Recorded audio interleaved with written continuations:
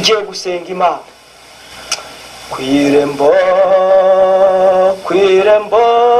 ubari kwirembo, nuko araje Yesu araje kandi ageze kwirembo, ibyerekana kuza kwe birihuta kuboneka, agiye kutugabira kubaho kwiteka.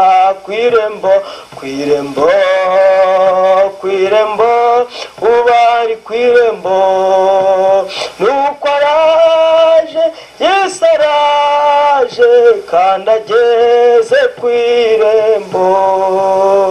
Yesu araje inshuti yanjye, Yesu araje inshuti y'umusaraba. Yesu bageze kwirembo. Twarasomye ngo hazabaho indwara z'ibyaduka, twarasomye ngo ababyeyi bazaba batumvira abana, twarasomye ngo abantu bazaba banga babo. Utekereze neza muri karitsiye aho utuye, twebwe kera tubyiruka turi abana ntabwo twajyaga twumva amatangazo kuri maradiyo ngo twumve ngo umugore ngo yakubise umugabo agashoka, ngo twumve ngo umwana yishe umubyeyi. Ibyo byose ni ibimenyetso.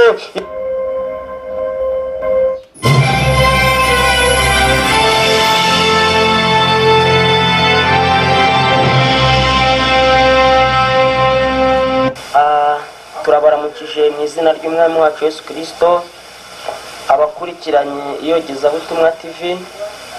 Ndi Evangeliste Hakizimana Gaston, ndi umugabo ndubatse, nkorera mu itorero rya Kirabyo, akaba ariho mbarizwa nk'umuvugabutumwa, nkabarizwa mu rurembo rw'iburengerazuba, ururembo rwa Gihundwe, kandi nkabarizwa muri paruwasi ya Kamembe.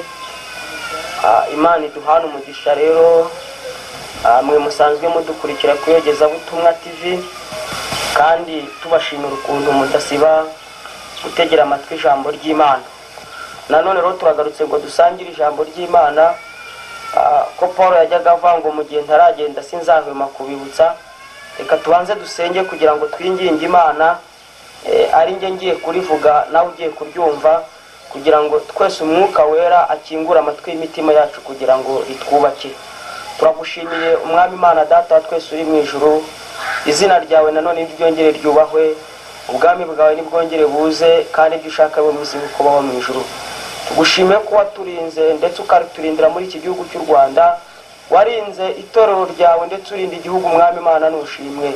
None rero nkweretse imbaga igiye kurumvira ijambo, kandi nanjye nsengeye umutima wanjye, nanjye ubwanjye ndisengeye ko ntacyo ndicyo Mana, ndagira ngo umpe imbaraga kugira ngo iri jambo tuganira nanjye ubwanjye rinyubake, kandi n'abaryumva ribubake.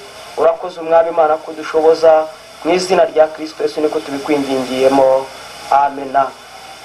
Reka dusome ijambo ry'Imana riri mu butumwa bwiza bwa Yohana, ubutumwa bwiza bwa Yohana igice cyaho cya 9, igice cya 9 ku murongo waho wa 5. Ubutumwa bwiza bwa Yohana igice cya 9 ku murongo waho wa 5, dusome mu izina rya Yesu. Haravuze ngo nkiri mu isi ndi umucyo w'isi, amena.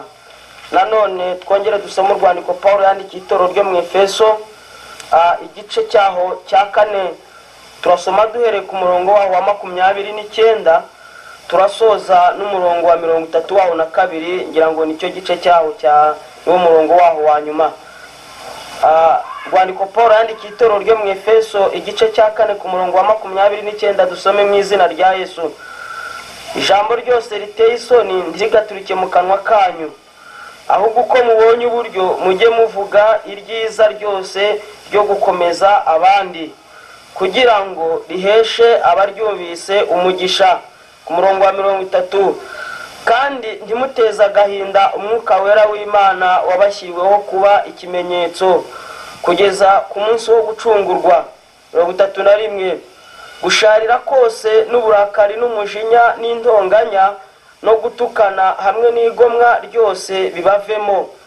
32 aho tugiye gusoreza. Mugirirane neza, mugirirane imbabazi, mubabarirane ibyaha nk'uko Imana yababariye muri Kristo. Mwakire neza ijambo ry'Imana. maze igihe ntekereza kuri iri jambo ngatekereza n'amatorero ari mu gihugu cy'u Rwanda cyangwa amacaci cyangwa amadini, uko wabyumva wabifata uko. Hanyuma twatega n'amatwi n'amaradiyo, ibitangazamakuru, ibintu bibera hirya no hino ku isi, by'umwihariko muri iki gihugu cyacu cy'u Rwanda, ukibaza ngo mbese ku cy'amatorero cyangwa amadini yaba aruta ari mwe mu bikorwa bigize igihugu, ariko ugasanga bidatanga umusaruro uhagije. Maze rero gusomera ijambo twasomye mu butumwa bwiza bwa Yohana igice cya 9 ku murongo wa 5. Uriya ni Yesu wivugaga ubwe, aravuga ngo nkiri mu isi ndi umucyo w'isi. Haleluya. Turongera kandi dusoma ijambo ry'Imana nanone mu rwandiko Paulo yandikiye Abefeso, avuga ngo ijambo ryose riteye isoni ntirigaturuke mu kanwa kanyu. Ndangije aya magambo nyahintego ugiye kunyumva, nyahintego ivuga ngo gusa n'ibyo uhamya. Wakibaza ngo mbese n'ukubera iki navuze ngo umuntu akwiriye gusa n'ibyo ahamya. Urabona iyo tugiye muri Bibiliya tutagiye ku ruhande, dusanga umugabo Daniel wahamije uwo ari we bituma Imana imutabara. Ariko dufite ingorane z'abantu benshi bagenda bahamya ubutumwa ariko ntibase nabwo. Ndagira ngo nkubwire mwene data wowe ukurikiye Iyogezabutumwa TV, uko wahamagawe wibuke guhamagarwa kwawe, kandi wibuke ko Kristo Yesu yaje iri terambere tuvuga, aya maetaje ibintu byose byari bihari, ahubwo ikintu kitari gihari bwari ubumwe no kugira ngo abantu bazabane n'Imana nk'uko Imana yabishatse. Ese ngubaze aho uri umucuruzi, uri umushoferi, uri umuminisita, uri umubishopu, ku rwego rwose uriho, mbese mu kwigisha cyangwa mu myigishirize yawe ibyo wigisha urasa nabyo. Ndagira ngo Imana idutabare, kandi nkubwira ngo wowe unyumva uri umunyamasengesho, uri umuririmbyi, mu ruhande rwose waba urimo, icyo mpamya cyo nuko 95% abantu bose bavuga ko ari ab'Imana. Ariko ngo dusome ijambo ry'Imana riravuga ngo uhereye kera kose abakora ibyaha bo ntibabyawe n'ijambo ry'Imana, ahubwo abakora ibyaha abo ni abasatani. Ariko ibyaha nibyo biteza isakaga, kandi ibyaha nibyo bizana umuvumo. Nasomye ijambo ry'Imana rirambwira ngo basogokuru banyu barapfuye, ariko mwebwe murakikoreye ibyaha byanyu. Ndagira rero nkubwire wowe uri kungurikirana ku Iyogezabutumwa TV, dukwiriye gusenga, dukwiriye kwigisha, dukwiriye kuba ababwirizabutumwa, dukwiriye kuba abaririmbyi, dukwiriye kuba abanyamasengesho. Ariko nkwinginga mwene data wowe nyumva, ndakubaza ngo mbese indirimbo uririmba mu ivugabutumwa urasa nazo? Nawe ngakubaza mubwirizabutumwa mugenzi wanyu ngo mbese amagambo y'Imana ubwiriza urasa nayo? Ko Paulo yandikiye Abafilipi arababwira ngo ndatekereza ko mu byambayeho byose mu rugendo rwanjye nta cyabereye inkomyi ubutumwa bwiza. Ukwiriye kwirinda, nkwiriye kwirinda ntihagire ikintu cyaba inkomyi y'ubutumwa bwiza. Uri mu isoko ucuruza ugasa n'ubutumwa wamamaza. Ntukizwe uri mu rusengero gusa, ntukizwe ari ku cyumweru ngo abantu bakifata neza bari mu nsengero, ariko wagera hepfo gatoya utashye muhira abana ntibamenye ko wigeze ukizwa, ukumva ijambo, ukumva umuntu yatuye ijambo. Mperutse kuba ndahantu hamwe mpagaze ndimo nitegereza abantu, mbona abantu, umuntu akaba yavuga ati bari abantu ko byasa kose n'abanyamasengesho, ariko haza umuntu arabaganiriza, ngiye kumva amagambo bamusubije ndabona ariko ubu ni gute umuntu yamenya umuntu w'Imana n'umuntu utari uw'Imana.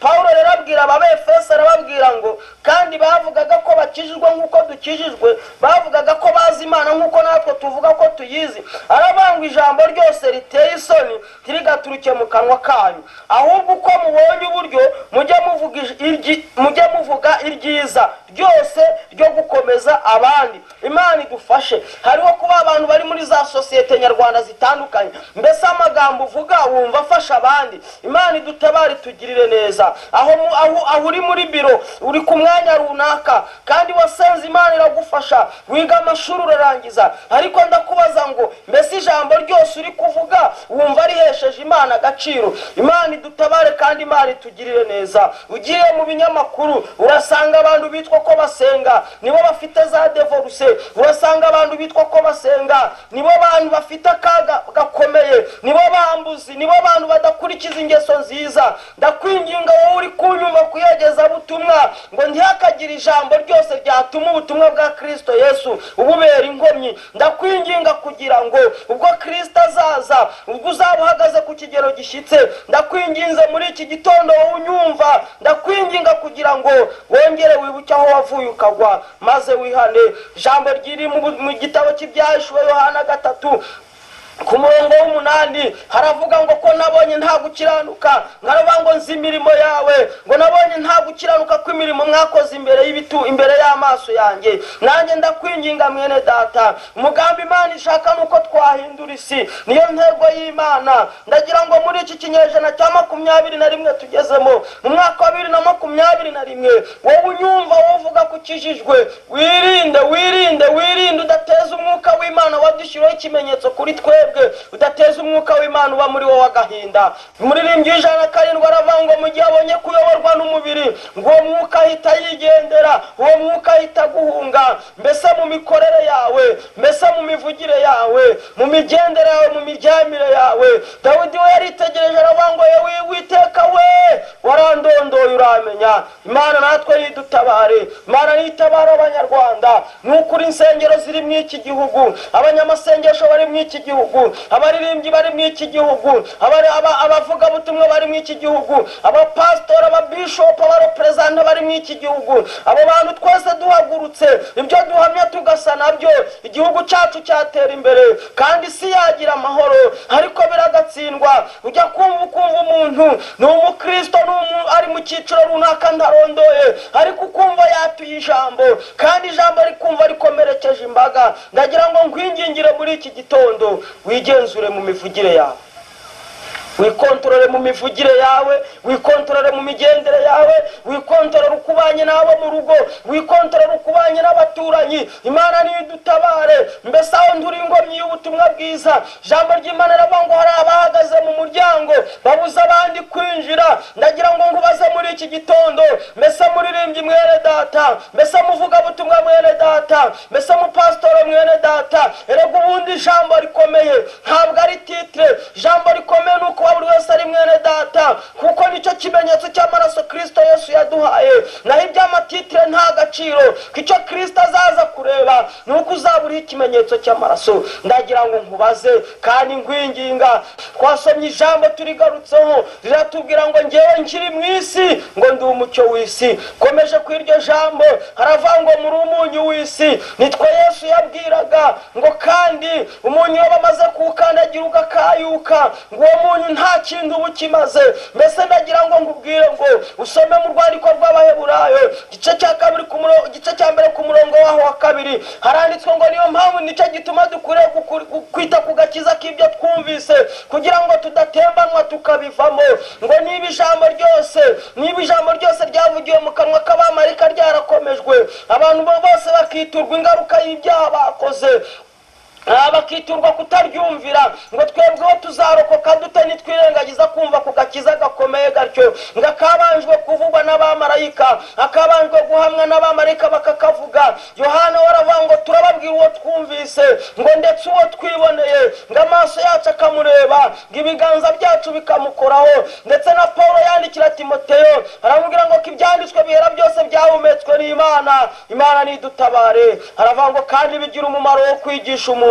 Ndagira ngo ubwire mwene data, ibyanditswe byera, erega iyi Bibiliya niwe mwungeri wacu ukomeye. Kandi ritoro ryo mu Efeso nawe birashoboka ko wabubarizwa mu icace runaka. Ku muririmbyi aravuga ngo buri muntu mwitorera buhejejwe muri ryo. Ndagira ngo nkubwire ngo nta rindi torero rizima dufite, torero rizima ni Kristo Yesu. Jambo ravangi buyabanzi bubatse, ni ibuye abanzi buanze iryo ryabaye ibuye rikomeza imfuruka. Ndagira ngo nkubwire rero, Uwiteka duhana umugisha, kandi ni ukuri amagambo uvuga ahesha abayumvisha umugisha, kandi ni ukuri tiduteze umwuka wera w'Imana wabashyiriweho kuba ikimenyetso kugeza ku munsi wo gucungurwa kwacu. Ndagira ngo nkubwire, ijambo ry'Imana ryarongera rirambwira ngo yewe uhagaze nawe wirinde utarwa. Ni ukuri ushobora kwibwira ko uhagaze, nyamara imivugire yawe, nyamara hari ijambo Yesu yavuze. Natwe ndagira ngo muri iki gitondo aba ariko twihamya. Yesu yaravuze ngo ngewe ubwanjye Data arampamya,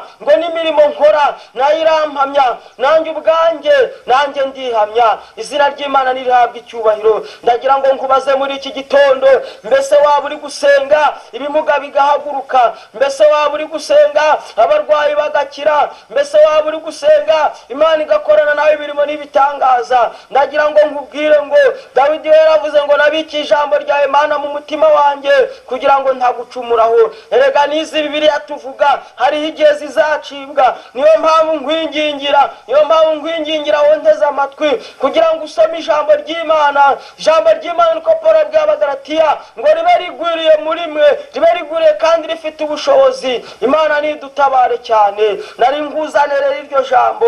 Hariho abantu ugenda ukumva mu modoka muri agence murateze mugiye i Kigali, kandi ni umukristo, ukumva atari ikiganiro kinyuranye n'imyizerere ye. Ndagira ngo nkubwire, ntabwo duhamya ko dukijijwe ari uko turi mu nsengero. Ntabwo duhamya ko dukijijwe ari uko turi mu byumba by'amasengesho. Ntabwo duhamya ko dukijijwe ari uko turi gusenga. Ahubwo imigendere yacu nayo ikwiriye guhamya ko twakijijwe. Imivugire yacu ikwiriye guhamya ko twakijijwe. Imyicarire yacu ikwiriye guhamya ko twakijijwe. Ku ijambo ryatubwiye ngo maze abumvishe ijambo ryose riturutse muri mwebwe ribahesha umugisha. Nagira ngo nkubaze, mbese amagambo ibyo uvuga abayumvishije bumva bahesha umugisha? Kandi niko Imana yigeze ibwira Aburahamu ngo uzavuma azabavumwe, ngo kandi uzaturaho umugisha wazahabwa umugisha n'Imana. Imana nigutabare muri iki gitondo.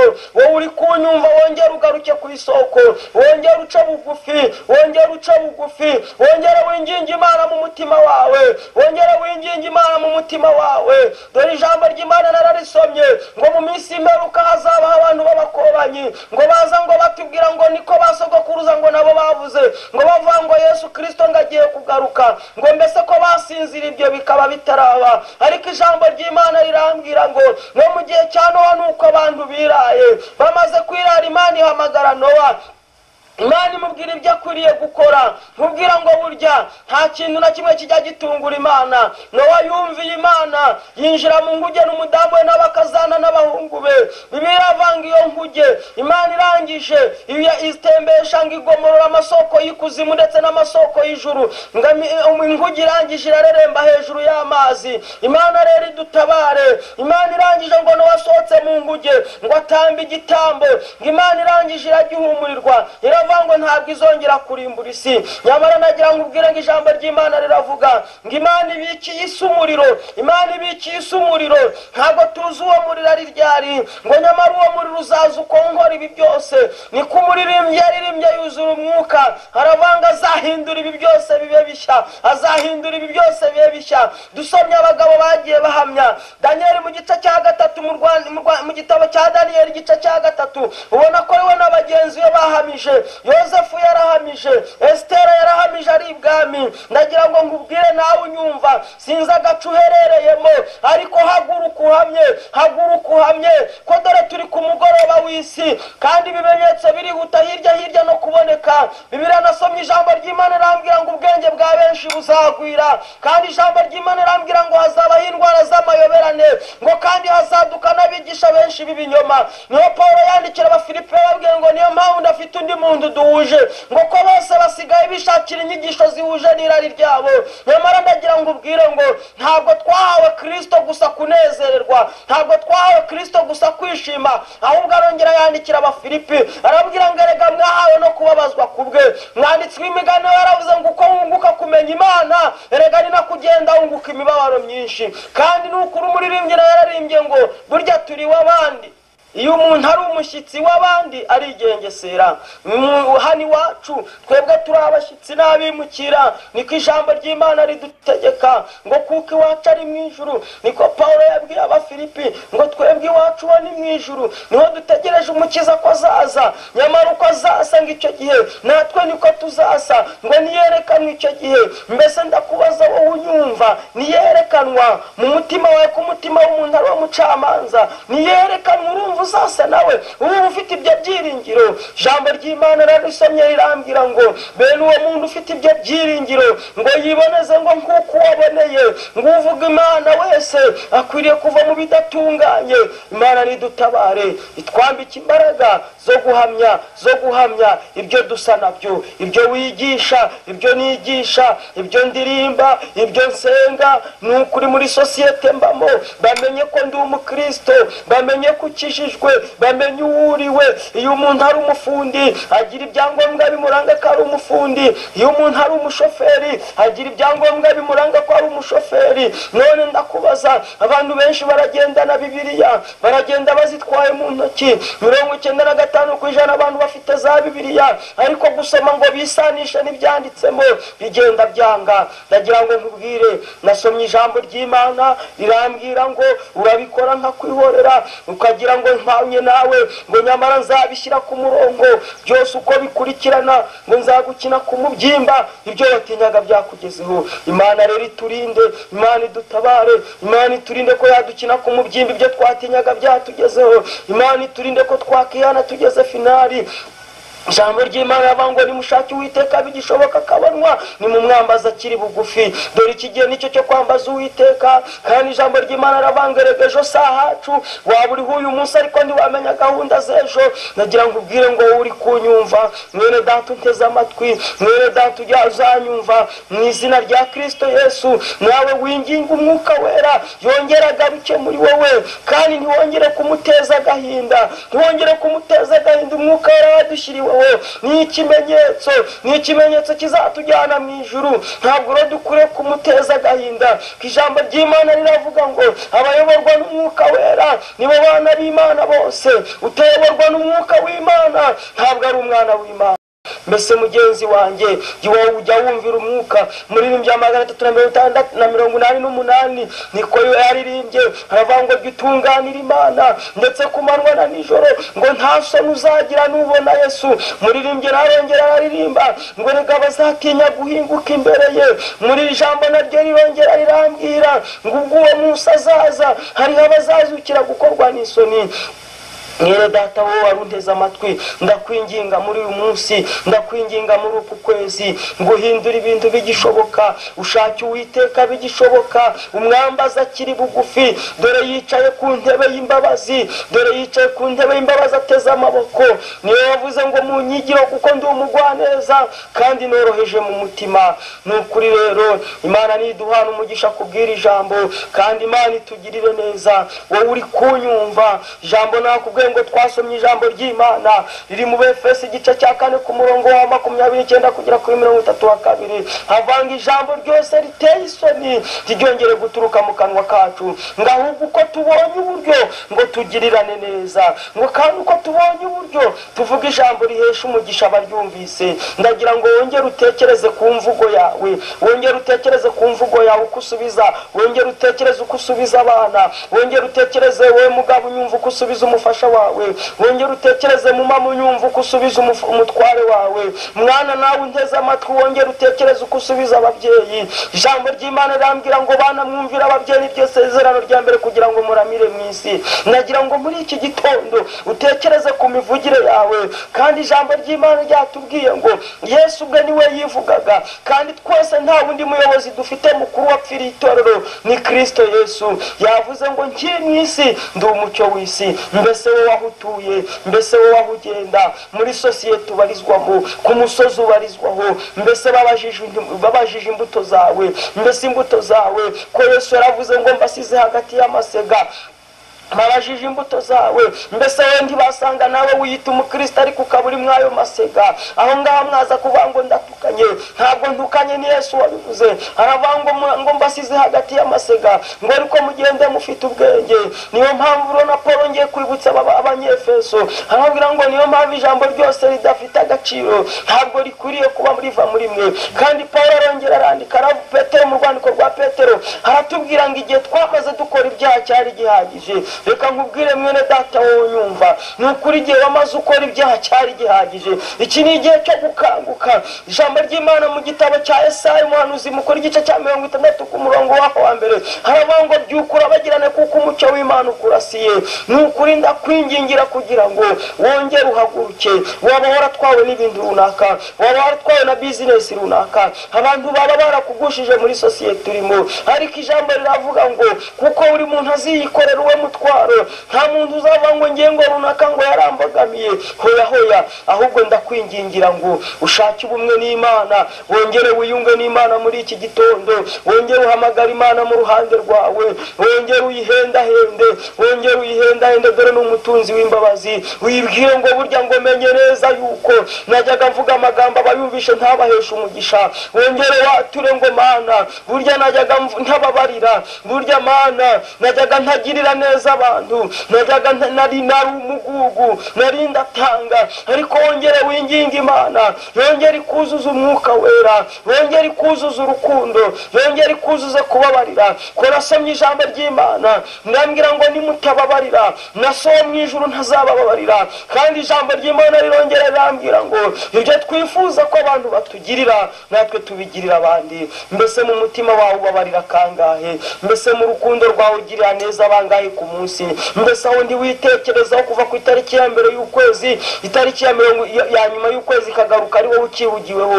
Ndagira ngo nkubwire ngo ntabwo ari byo. Ijambo ry'Imana hano twasomye ku rwandiko rw'Abefeso igice cya 5 hatubwiye ngo mugirirane neza, mugirirane imbabazi, mubabarirane ibyaha nk'uko Imana yababariye muri Kristo. Ko kubabarirwa natwe twari kure y'abandi nk'abandi bose, ariko Kristo aratuzana. Nicyo cyatumye Kristo aza twunga n'Imana.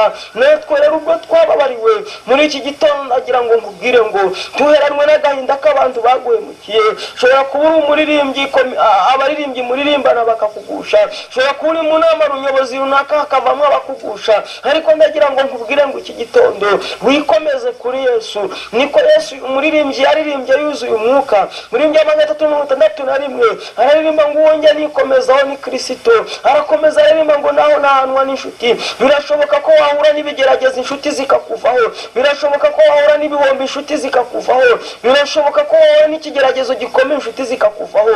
Ariko ndaguhamagarira muri iki gitondo ngo winginge umutima wawe, wongere uhendahenda Imana, wongere mugirana ubumwe n'Imana. Ko niwikomeza ku Mana, nasomye ijambo ry'Imana rirambwira ngo uwikomeje ku Mana ngo uzamurinda ab'amahoro masa. Nta wundi muntu dukwiriye kwikomezaho, niwikomeze ku Mana. Zaburi 125 haravuga ngo abiringiye Uwiteka bameze nk'umusozi wa Siyoni. Reka nkubwire, indwara z'ibyorezo ntabwo zizabura, abatuvuga nabi ntabwo bazabura, intambara ntabwo zizabura. Ariko nagira ngo nkubwire ngo uwo twishingikirijeho ni Kristo. Tugaruka kuri rya jambo nkubwira ngo iyo umuntu ari umushyitsi w'abandi hari ibyo atabona, hari ibyo atuzurizwa, hari ibyo atemererwa. Reka mbabwire natwe turi abashyitsi n'abimukira. Ntabwo ibintu byose tubyemerewe, ntabwo ibintu byose ari tugendera mu kigare, ahubwo kuko tuyoborwa n'umwuka w'Imana. Niyo mpamvu nari ngarutse kuri iri jambo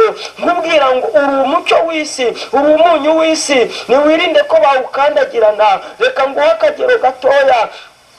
Buri umupagani yakora, umupagani nimvuga umupagani ni abantu batakebwe. Ijambo ry'Imana yabango mwakebwe kubw'ijambo ry'Imana ndetse n'amazi muvuka ubwa kabiri kandi mubyarwa n'imbuto itabura. Buri umupagani ashobora gukora akantu ntigatangaza abantu, ariko wowe ushobora kuba uri umuririmbyi muri korari runaka, wavuga akajambo gusa kamwe mu isoko ukaza gusanga kagutanze imuhira, wavuga akajambo kamwe gusa uri muri kwasteri ukaza gusanga kagutanze iyo ugiye. niyo mpamvu rero iri jambo ry'Imana ritubwiye ngo ni ukuri tuvuga ijambo abaryumvishe ribahesha umugisha, kandi nawe urivuze riguhesha umugisha. muri iki gitabo twasomye ku murongo wa 25 haranditswe ngo nuko mwiyambura ibinyoma, umuntu wese avugana ukuri na mugenzi we. Nabonye tugeze mu minsi ya nyuma, erega n'abantu n'ukuri basigaye bagendana ariko ntibabwizanye ukuri. Abantu bakabwizanya ukuri ari uko bageze mu byago no mu makuba, abantu bakabana ariko ntibabwizanye ukuri. Ukumva umuntu arigishije ngo intumwa ngo zarabanaga ngo zigasangira ibyazo, ariko uwo muntu yamara kwigisha iryo jambo wanamukurikirana ugasanga ni ukuri, ntiyanafungurira n'umuntu. Nyamara ndakwinginga nkubwira wowe nteze amatwi ngo dukwiriye gusoma ijambo ry'Imana hano rikatwigisha, ntitumere nk'aba bantu basoma ibintu batabyumva ukagira ngo ijambo ry'Imana ryavugaga isi ntabwo ari umusozi wowe unteze amatwi, isi ni njyewe kandi isi ni wowe. mugenzi wanjye unteze amatwi, ndakwinginga ngo wongere wihendahende n'Imana, wongere ugire ubumwe n'Imana. tugiye gusenga ariko ube witekerezaho kugira ngo dusengane umaze gufata umwanzuro. kandi ijambo ry'Imana riravuga ngo mubare 24 ngo nimugumye kunyuranya nanjye nzanyuranya namwe 7. nuko twere kunyuranya n'Imana, ahubwo muri iki gitondo kuri iki gicamunsi winginga Imana wowe uri kuntega amatwi, kandi nanjye ninginga Imana mu mutima wanjye. Ijambo ry'Imana riravuga ngo kugera ubwo twese tuzasohora kugera ku kigero gishyitse kandi cyangwa ku gihagararo cya Kristo. Imana nidutabare. mbese wowe urumva ugeze ku kigero gishyitse? tugiye gusenga Imana. kwirembo ubari kwirembo, nuko araje Yesu araje kandi ageze kwirembo. ibyerekana kuza kwe birihuta kuboneka, agiye kutugabira kubaho kwiteka.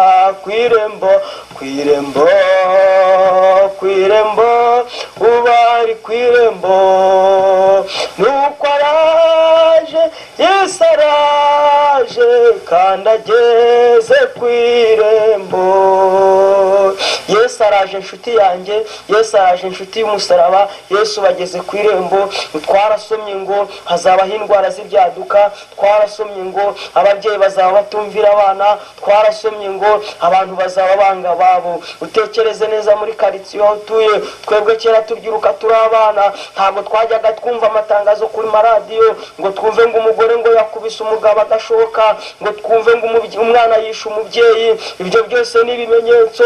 inkuru z'imbuwa zigenda zikwiragira ku mbuga nkoranyambaga, ibyo byose ni ibimenyetso bitwereka ko Yesu agiye kugaruka. twaravuze ngo hazabaho inkuru z'imbuha, ngo kandi hazabaho n'abigisha b'ibinyoma, abigisha batakubwira gutunganya iby'ubugingo, bakubwira ngo fata amamodoka, bakubwira ngo fata amaviza ngo ugiye i Burayi. nagira ngo nkubwire ngo aho wajya hose udafite gukiranuka, udafite gutunganira Imana, ibyo byose nta kamaro. ibi bintu byose tubona bizayemba Kristo abitwikisha umuriro. Bibiliya ijya imbwira ngo icyo gihe ngo niyerekanwa tuzasa nawe, ngo kandi azajya kutumurikira Imana Data. kwifurije rero kuzajya kumurikirwa Imana Data, kwifurije ko imirimo ya mbere yaheshwa agaciro n'iya nyuma. wongere wivugurure kugira ngo dusengane Imana. reka dusengane Imana muri iki gitondo, ariko nkwinginga ngo mbese ibyo uri guhamya urasa nabyo? uri umupastori runaka, ibyo wigisha abakristo wowe usa nabyo? uri umuririmbyi runaka, ibyo uririmba urasa nabyo? ku rwego rwose uhagaze, ibyo uvuga urasa nabyo? Imana nidutabare kandi Imana iturengere. turagushimiye Mana Data twese uri mu ijuru. njyewe ndabibye ng'umubibyi utagira imvura, ariko icyo nifuza nuko bene Data ibyo bigisha, ibyo bahamya baba basa nabyo, kandi nanjye iri jambo mbwirije ngasa naryo. ko ijambo ryawe ryaradutegetse ngo nimunkunda muzitondera amategeko yanjye, kandi nitugukunda tuzitondera ibyo wahamije byose. ibyo wahamije rero nta bindi byanditse mu iri jambo.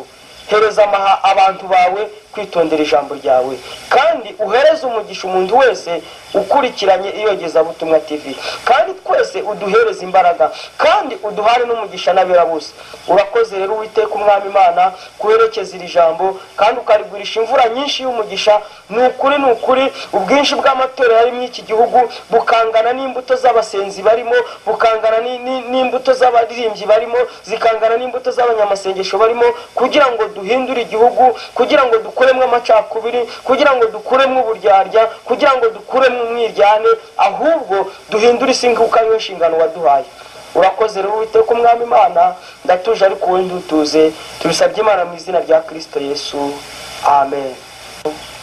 Mwene data, mushiki wanjye, mukuru wanjye, murumuna wanjye ukurikiye iyogezabutumwa TV, iri ni isezerano ry'uko Yesu yavuze ngo abanyarwanda bazabwiriza amahanga, kandi birashoboka ko wabwiriza amahanga ariko wibereye iwawe mu rugo. Wowe rero dukurikiye ku iyogezabutumwa TV, wakora subscribe